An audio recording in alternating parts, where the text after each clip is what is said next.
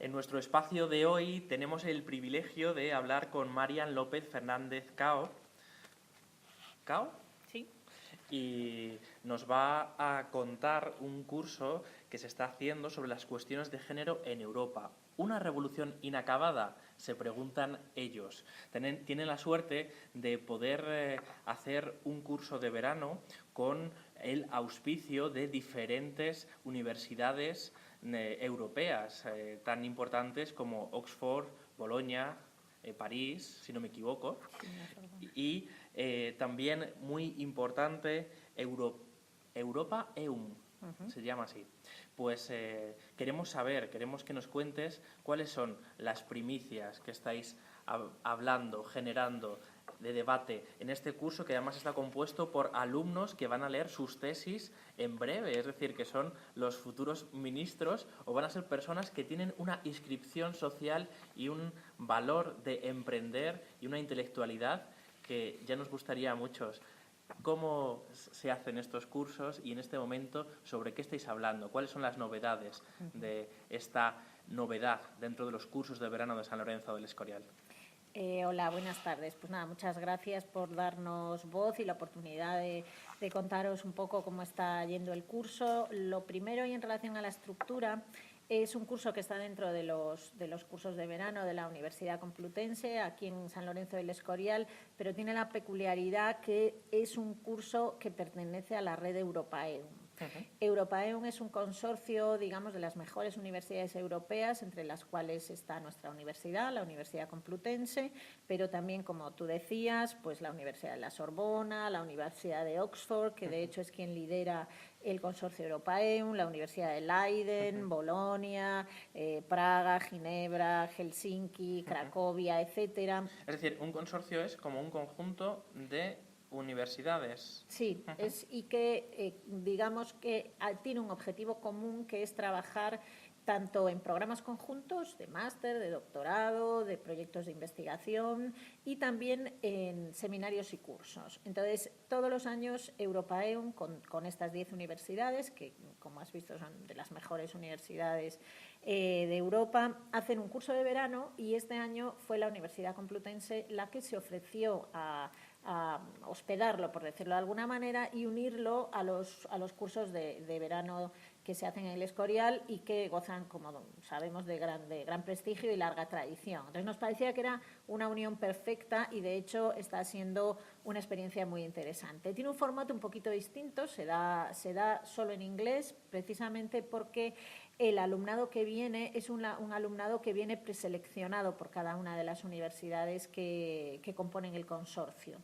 Y estos alumnos y alumnas es un alumnado que fundamentalmente está a punto de leer su tesis, son posgraduados, y el tema que elegimos, lo elegimos en la penúltima Asamblea General, en la que, bueno, como los temas que se tratan en general en Europaeum tienen que ver con la construcción de Europa, bueno, surgió el género porque además en las muchas ediciones que tiene ya Europaeum nunca se había tratado el tema del género, de la igualdad de oportunidades, del análisis de género, etcétera, y el título surgió precisamente pues bueno, de la Universidad de Oxford. Una revolución inacabada, que nosotros casi estábamos a punto de quitarle la interrogación. Efectivamente, es una revolución inacabada. Es decir, que ya tenemos algunas premisas y algunas comienzos, ¿no? Una revolución inacabada, lo afirmamos. Sí, sí. ¿Por Bueno, qué? Pero esperamos que en proceso. ¿No? Bueno, la manera de organizarlo ha sido un poco viendo, por un lado, la legislación que hay europea, que defiende la igualdad de género de mujeres y hombres, y lo que hemos ido haciendo es ir haciendo, digamos, una cata en todos los ámbitos bueno, de la sociedad, del trabajo, etcétera. Por un lado, inauguró el curso Daniela Bankier, que es la jefa de la unidad de género del Departamento de Justicia de la Comisión Europea, y que precisamente esta semana están teniendo el Gender Summit en Bruselas y tuvo la verdad que la amabilidad de venir porque nosotros inauguramos el domingo por la tarde, nos adelantamos y ella expuso un poco las directrices que se estaban tomando. También... Espera, Marian, sí. ese cargo no sé lo que es. Es decir, esta persona que vino el domingo se dedica exactamente a qué, además de darnos esas directrices que nos comentabas. Pues mira, te lo tengo que decir en inglés, the Head Gender Unit of the Department of Justice de la European Commission, que una de las cosas que hace es velar porque se cumplan las leyes de género en todas las administraciones de la Comisión Europea. Ajá. Entonces, de alguna manera es un mainstream, es un trabajo transversal que ella lo que hace es, bueno, observar, recomendar, vigilar y en su caso, pues no sé, me imagino que aplicar la legislación efectiva. Hablaron ella, Danielle Bankier, que además es una excelente mujer y muy interesante todo lo que nos vino a decir, que eran todas las políticas que se habían desarrollado y se estaban implementando.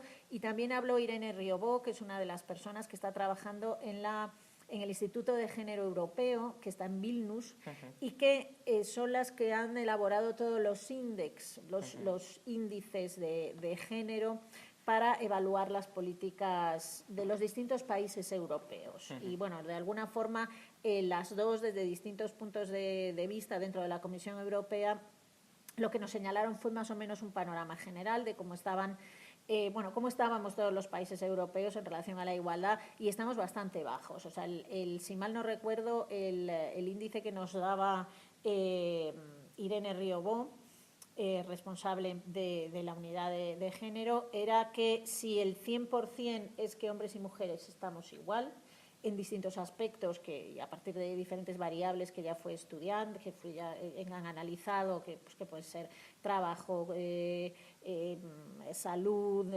cultura, etcétera, diferentes elementos que ellos han analizado en todos los países de la Unión Europea, el índice general está, si mal no recuerdo, en un 54%. Es decir, que todavía falta un 48% para que estemos iguales. Es decir, porque el 100% es la igualdad, no es el 50%. El 50% es que todavía nos falta. Y de hecho, si mal no recuerdo, una de las señales las previsiones que daban era pues que yo creo que hasta el 2000, no me acuerdo cuándo, pero vamos, que nos faltaban unas cuantas décadas, si la cosa iba bien y no involucionaba, para poder conseguir mínimamente la igualdad, ¿no? Bueno, a partir de esto lo que hemos ido haciendo ha sido ir desgranando un poco todos los ámbitos de... Sí, estaba pensando que cuando hablamos de que se desarrolle la igualdad, ¿a qué nos estamos refiriendo? ¿A la igualdad de salario? ¿A la igualdad a la hora de emprender? ¿A la igualdad? ¿En qué sentido? Bueno, varios de los indicadores que ellos trabajan, por supuesto, con formación, educación, salario, igualdad también, no solamente de formación, sino igualdad de resultados, es decir, personas, mujeres y hombres que ocupan, porque precisamente están preparados para ocupar determinados puestos, tanto de las administraciones como los consejos de administraciones de las distintas entidades, de las grandes entidades que cotizan en el IBEX, etcétera, etcétera. Es decir, que estáis hablando también... En salud, los hábitos de salud, la longevidad, etcétera. O sea, lo que hace el Instituto Europeo es medir todo eso, más o menos. Nosotros o nosotras lo que hemos hecho es, a partir de esos indicadores, bueno, pedir a expertos y expertas que vinieran a, de alguna manera, desmenuzar, hacer un análisis cualitativo de qué era lo que está sucediendo en Europa en cuestión de género, tanto de hombres como de mujeres, es decir, no solamente, cómo es la construcción en algunos casos de la feminidad, sino también de la masculinidad, ¿no? ¿Y qué está sucediendo? ¿Y qué está sucediendo? Bueno, hemos hecho un vistazo en economía, en los derechos de las mujeres, en la cultura, como en determinados momentos, como en la cultura en general europea y de los distintos países, la transmisión de la cultura se ha hecho en una clave androcéntrica y no en una clave, digamos, democrática y equitativa, y cuáles son las políticas que hay que implementar, por ejemplo, todo en lo que tiene que ver con la cultura y lo que tiene que ver con la educación. Hoy precisamente hemos tenido una mesa en la que se han analizado textos escolares y también se ha analizado cómo está la situación, por ejemplo, de la literatura europea y en concreto de la anglosajona en relación con hombres y mujeres, etcétera. Y que habéis Y bueno, que todavía nos falta mucho. comentado, que nos falta. Que nos falta, pero mucho, mucho. Ajá. Y que en algunos casos, más que una progresión, se ha producido una involución. ¿Por la crisis o por otros motivos? Por la crisis en algunos casos y además, de hecho, algunas de las representantes europeas y, bueno, y de los varios expertos y expertas que han estado en los paneles nos decían que si bien la igualdad de género en determinados momentos se convirtió en prioridad, debido a la crisis económica ha pasado a ser un segundo o tercer punto, lo cual ha hecho que no solamente la crisis económica haya castigado muchísimo más a las mujeres, sino que además esos elementos que todavía faltaban mucho por conseguirse se han quedado estancados en algunos casos y en otros casos han involucionado. Por ejemplo, en lo que yo como especialista en el sistema del arte, en el caso de las mujeres ha habido una involución.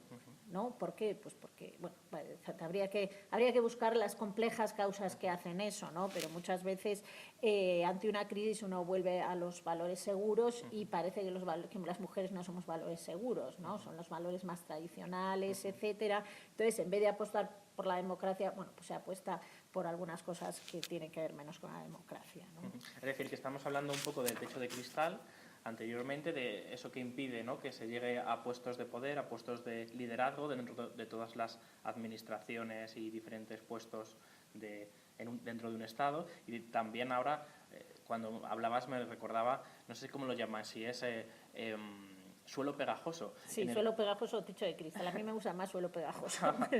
En el cual, ¿no?, la mujer se dedica más a esos valores tradicionales, al cuidado de la familia, y de alguna forma hay un retorno a un mantenerse en... Bueno, lo podríamos ver por distintas perspectivas, ¿no?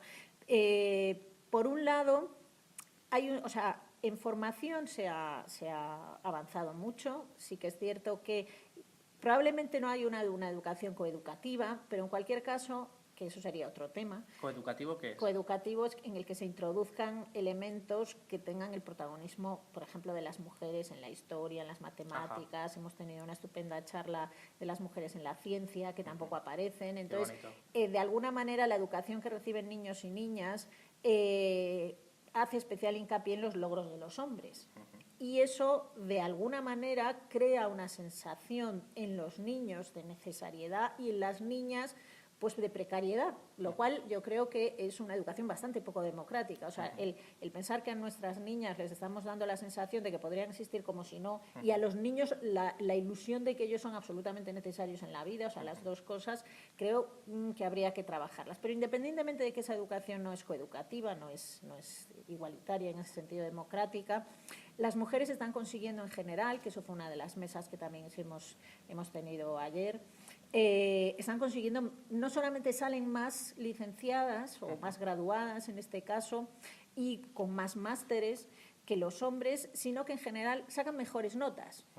Hay que verlo hay que verlo por ramas, etcétera, pero digamos que el baremo general es que pues son más disciplinaditas y las mujeres, sacamos mejores notas, pero resulta que hay un efecto tijera en el cual da igual prácticamente en el ámbito de conocimiento en el que trabajes, eso se va invirtiendo, que es lo que se llama el efecto tijera, ¿no?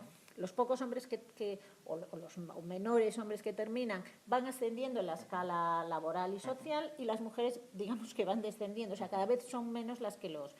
Claro, el elemento es saber cuáles son los elementos androcéntricos o del lobby, llamémosle masculino, o del lobby de poder. Es decir, por ejemplo, la mayoría yo creo que hay un elemento que es la transparencia y los criterios de buenas prácticas de las administraciones y de las empresas privadas. Si ellos se aplicasen y además tuvieran en cuenta si están de alguna manera inconscientemente reproduciendo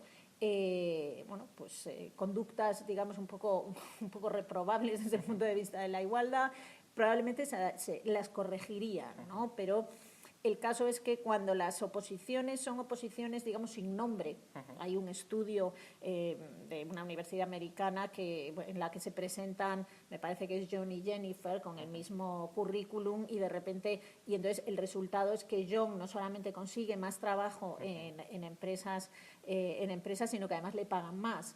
Y sin embargo a Jennifer lo consigue simplemente por llamarse John o Jennifer. Bueno, yo creo que son una serie de construcciones inconscientes que están en las mentes de hombres, pero también de mujeres, y que hacen que las mujeres se vayan estancando a pesar de tener la misma formación o en algunos casos mejor y además ser más muchísimo más en determinados ámbitos, como puede ser el ámbito de la cultura.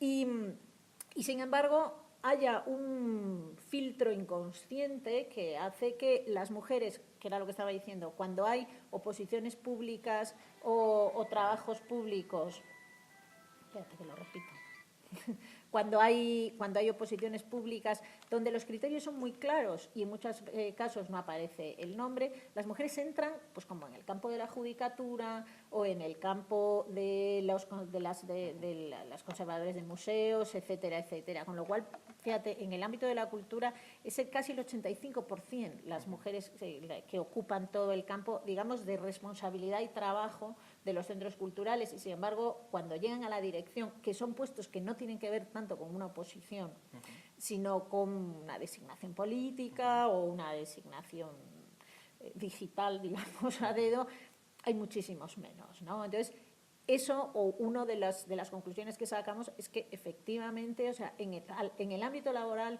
cuando menos, tiene que haber unas políticas, y en los ámbitos académicos, etcétera, lo más claras posibles. Y si tuviésemos que en España no hay que olvidar que hay una ley de igualdad, que además es de obligado cumplimiento, es una ley vinculante, es una ley orgánica del 22 de marzo de 2007, me sé hasta la fecha, y que atraviesa todas las administraciones públicas. Hoy en día no se está cumpliendo. Entonces, bueno, una de las cosas que se pide desde este foro es que se cumpla la ley, lo cual no es mucho, ¿no? Es decir, no solamente que se cumpla la ley, que la ley no es más que el desarrollo de la Constitución española, ¿no?, que tanto se defiende últimamente. ¿Por qué no se cumple la ley? ¿Hay algo en las personas que aplican la ley que tiene que ver con ese bagaje patriarcal y, por lo tanto, lo aplican de una manera determinada pese a la ley? ¿O cuál es la explicación de que eso no suceda? No se aplica la ley porque no hay voluntad de cumplirla. ¿Por qué no hay voluntad de cumplirla? ¿Ah? Es decir, la ley, que es una ley además, por otro lado, yo creo que pionera en Europa, ¿no? Porque es verdad que Europa tiene unas leyes muy claras a favor de la igualdad entre hombres y mujeres. En concreto en España tenemos esa ley, toda esa directiva muy desarrollada, y además en ese sentido pues España sí fue pionera, cosa que ahora no lo está haciendo. Y además la ley no solamente exige que haya un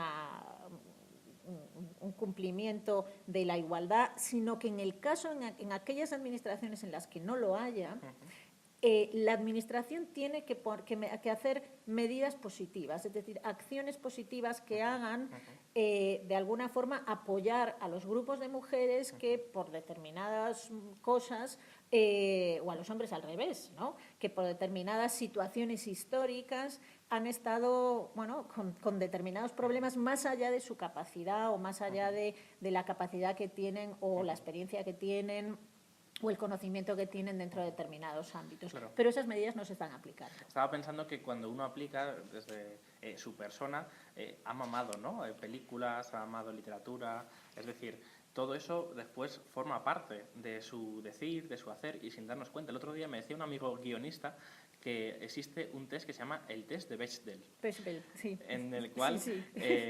Aunque fuesen hombres o mujeres aquellos que dirigen, pero en la forma de construir, en la forma de montar la película, ya había un patrón determinado, masculino, androcéntrico, incluso inconsciente, porque no se dan cuenta de ello y, sin embargo, permanece. Claro. Es decir, que vivimos en un conjunto de situaciones que no hablan a favor de la mujer. Claro.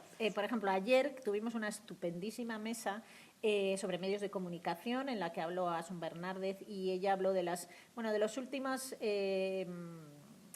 teleseries, sobre todo americanas, etcétera, en las que aparecen pues, las jóvenes mujeres, etcétera. Bueno, ella hizo un análisis muy interesante, ¿no? Que en muchos casos poco tiene que ver con la vida corriente de mujeres y hombres, ¿no?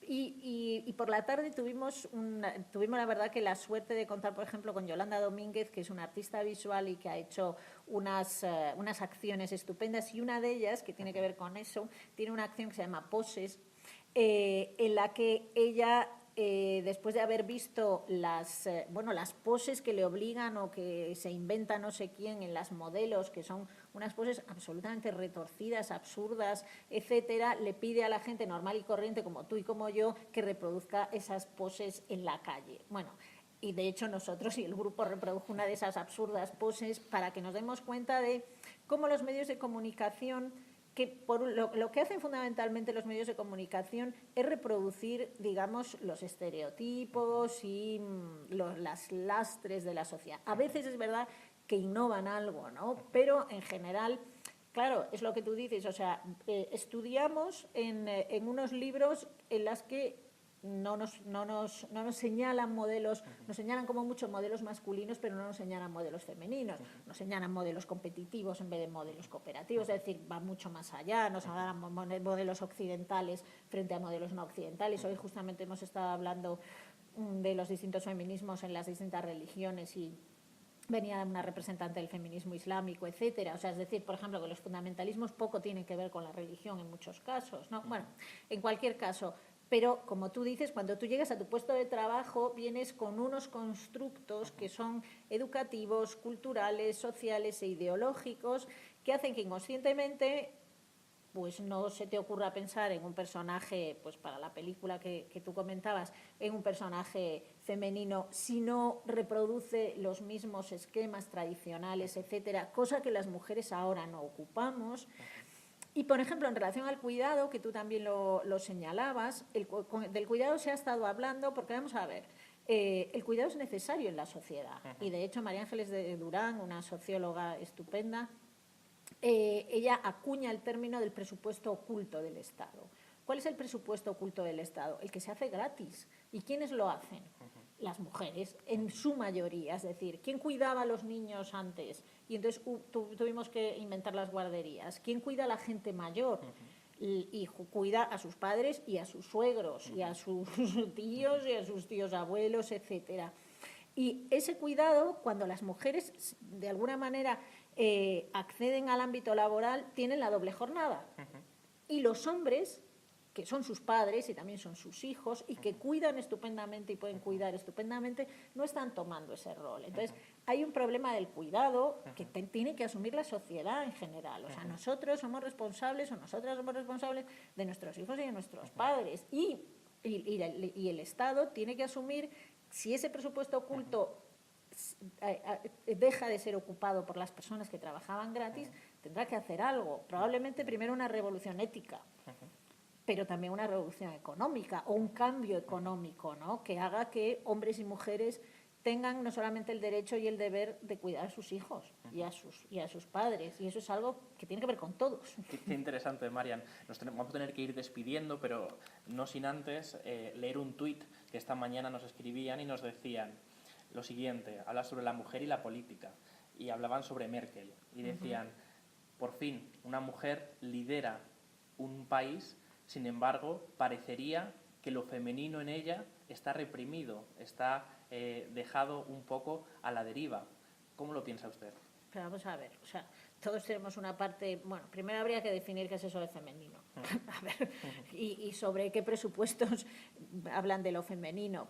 Vamos a ver, una mujer puede ser agresiva, un hombre puede ser dulce, un hombre puede ser muy cariñoso y una mujer puede ser esquiva y ruda. Es decir, llegaremos a la igualdad, pues bueno, Angela Merkel de alguna manera es el ejemplo de que, bueno, que una mujer puede ser absolutamente neoliberal y liderar un país, digamos, bueno, con cierta mano de hierro, menos que Thatcher, pero con cierta mano de hierro, etcétera, y un hombre puede llegar a ser presidente y tener, digamos, otra manera de ser que no tenga que unir o que pegarse a esa supuesta identidad masculina que tiene que ver con la competitividad, etcétera. Es decir, aquí se ha hablado mucho de esa construcción de identidades que son identidades asesinas en muchos casos, en el sentido de que no creo que la educación en esa supuesta identidad masculina sea especialmente buena para los hombres.